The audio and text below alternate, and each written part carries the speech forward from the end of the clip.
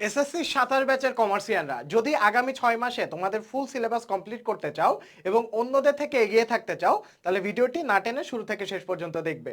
তো তোমাদের বড় ভাইয়া বা আপুদের কিন্তু ইতিমধ্যে কিছুদিন পরেই তোমার পরীক্ষা হয়ে যাবে। পরীক্ষা হয়ে যাওয়ার পর থেকেই কিন্তু তোমরা এসএসসি ক্যান্ডিডেট, তখন থেকে তোমার কিন্তু তোমার সিলেবাস শেষ করার একটা প্রেশার থাকবে। তো এখন থেকে যদি একটা প্রপার প্ল্যান থাকে আগামী 6 মাসের মধ্যে সিলেবাস শেষ করার, তাহলে লাস্টে তোমার একটা মাত্র কাজ হবে, এটা হচ্ছে প্র্যাকটিস করা আর প্রচুর পরিমাণে এক্সাম দেওয়া। তো চলো দেরি না করে আজকের ভিডিওটা শুরু করি। তো প্রথমে তোমাদের যে কাজ, একটা রুটিন সেট করতে হবে, টার্গেট বেস রুটিন হতে হবে।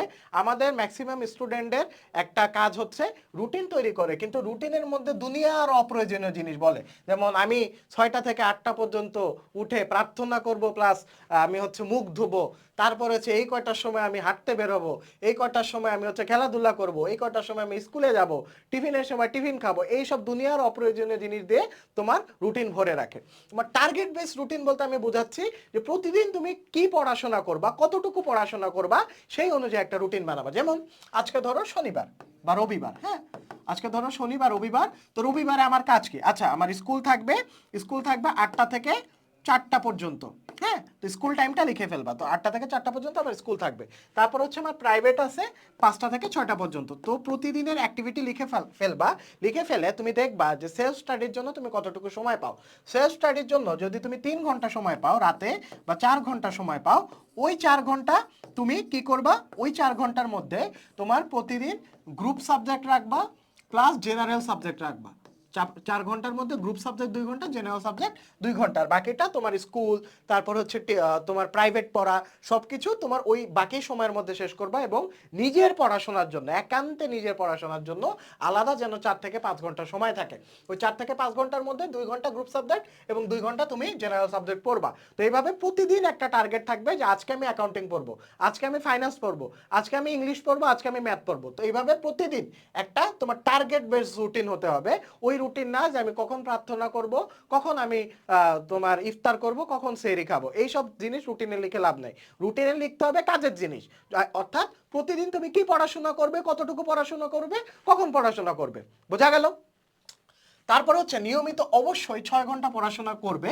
তো এই 6 ঘন্টা যদি সেলফ স্টাডি অর্থাৎ নিজে নিজে পড়াশোনার ক্ষেত্রে লাগো, তাহলে সেটা হবে সব থেকে বেশি উপকারী। কারণ প্রাইভেটে যাবা, প্রাইভেটে আরও তোমার স্টুডেন্ট থাকবে, ওখানে কাজের থেকে অকাজের আলাপই হয় বেশি। আমি নিজে পড়ে আসছি এবং আমি নিজে জানি যে প্রাইভেটে কতটুকু আসলে পড়া হয়। তো যতটুকু তোমার প্রাইভেটে বা ব্যাচে বুঝবা, বুঝে নিজের জন্য অবশ্যই 5 থেকে 6 ঘন্টা বরাদ্দ রাখবা, বা অ্যাটলিস্ট যেন 4 ঘন্টা বরাদ্দ থাকে। ঠিক আছে? তারপরে অ্যাকাউন্টিং, ফাইন্যান্স, ম্যানেজমেন্টের সবগুলো চ্যাপ্টার তোমার সিকিউ এর জন্য পড়ার দরকার নেই, এবং সবগুলো চ্যাপ্টার তোমার এমসিকিউ এর বেস্টের জন্য পড়ার দরকার নেই। তোমার জানতে হবে যে অ্যাকাউন্টিং, ফাইন্যান্স, ম্যানেজমেন্টে কিছু কিছু চ্যাপ্টার তুমি যদি টার্গেট করে পড়ো, তাহলে তোমার সিকিউ এখান থেকে তুমি ইজিলি অ্যান্সার করতে পারবা, এবং তোমার পেঁচানো কোশ্চেনও কম আসে এবং সময়ও কম লাগে। তো এরকম স্মার্টলি তোমার প্রিপারেশন নিতে হবে। যেমন তুমি অ্যাকাউন্টিংয়ে যদি আমি কয়েকটা উদাহরণ দিই, অ্যাকাউন্টিংয়ে তুমি লেনদেন থেকে যদি চ্যাপ্টারটা পড়ে যাও, তাহলে লেনদেন থেকে তোমার হাতে গোনা 2 থেকে 3টা টাইপের ম্যাথ আসে, এবং এখানে তোমার প্যাচ গোজ কম, তুমি ইজিলি অ্যান্সার করতে পারবা। তারপরে হচ্ছে তোমার লেনদেন দুতরফা দাখিলা পদ্ধতি, দুতরফা দাখিলা পদ্ধতি, দাখিলা পদ্ধতি, হ্যাঁ। তারপরে হচ্ছে তোমার রেওয়া মিল, জাবেদা।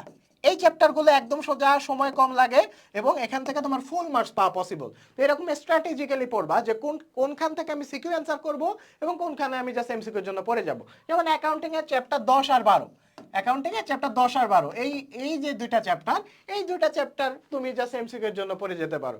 এখানে তোমার ম্যাথ করার দরকার নেই, ম্যাথের মধ্যে প্যাচ গোছ আছে, বা এগুলো না পড়লেও তোমার চলে। ঠিক আছে? তো কোনটা স্কিপ করবা এবং কোনটা টার্গেট করে পড়বা, এই জিনিসটা তোমার জানতে হবে। তারপরে হচ্ছে বোর্ড প্রশ্ন সলভ করবে এখন থেকেই, কারণ বোর্ডে তোমার কি টাইপের প্রশ্ন আসে এটা তুমি বোর্ড প্রশ্ন সলভ না করলে বুঝবে না। তারপরে ম্যাথ এবং ইংরেজির জন্য আলাদা ফোকাস দিবা, কারণ কমার্সের স্টুডেন্টরা ম্যাথ এবং ইংরেজিতে সব থেকে বেশি দুর্বল হয়। তাই ম্যাথ এবং ইংরেজিতে তোমার আলাদা টার্গেট নিবা, এবং ম্যাথে তুমি স্ট্র্যাটেজিক্যালি পড়াশোনা করবা। ম্যাথে যেমন তোমার পরিসংখ্যান থেকে, হ্যাঁ পরিসংখ্যান থেকে তোমার অ্যান্সার করা ইজি এবং বোঝাও সহজ। তো পরিসংখ্যান যে চ্যাপ্টারটা, ওটা ভালো মতো প্র্যাকটিস করে যাবা। তারপর হচ্ছে ত্রিকোণমিতি থেকে অ্যান্সার করতে পারো, নবম দশম অধ্যায়। হ্যাঁ, তারপরে হচ্ছে তোমার বীজগণিতের ক্ষেত্রে তোমার চ্যাপ্টার 3 টার্গেট করতে পারো, বীজগণিতিক সূত্রাবলী ও প্রয়োগ। ঠিক আছে? তো এরকম কিছু কিছু চ্যাপ্টার আছে, ওগুলো যদি তুমি টার্গেট করে পড়ে যাও তাহলে তোমার অ্যান্সার করা সহজ হবে। তো তুমি যদি এখন থেকে স্মার্ট প্রিপারেশন নিতে পারো তাহলে দেখবা তোমার আগামী 6 মাসে তোমার সিলেবাস কমপ্লিট হয়ে গিয়েছে এবং তুমি অন্য সকলের থেকে এগিয়ে থাকবে। তো আমাদের কমার্সের স্টুডেন্টরা ম্যাক্সিমাম জানে না যে গ্রুপ সাবজেক্টগুলো কিভাবে পড়তে হবে, কোন টেক্সট বুকের কোন লাইনটা থেকে কোশ্চেন আসতে পারে এবং টেক্সট বুকের কোন কোন উদাহরণ পড়ে গেলে আমি কমন পাবো এবং কিভাবে বোর্ড প্রশ্ন সলভ করব, তারা একটা কনফিউশনে থাকে। তো তোমরা যারা এমন কনফিউশনে থাকো তারা আমাদের এসএসসি কমার্সের একাডেমিক কোর্সটাতে এনরোল করে ফেলতে পারো।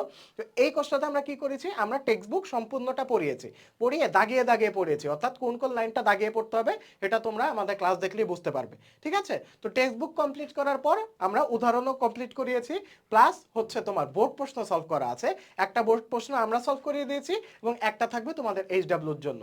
এবং তোমাদের বোর্ড প্রশ্নের যে এমসিকিউ সেকশনগুলো আছে, এমসিকিউ সেকশনগুলো তোমাদের সলভ করিয়ে দেওয়া আছে। তো এত সব কিছু পাচ্ছ কিন্তু একদম অল্প প্রাইসে। তো তোমরা ডেমো ক্লাস যদি দেখতে চাও তাহলে নিচের দেওয়া লিঙ্ক থেকে ক্লিক করে আমাদের কোর্সে এনরোল করে ফেলতে পারো ভালো লাগলে। তো দেখা হচ্ছে পরবর্তী ভিডিওতে। আসসালামু আলাইকুম।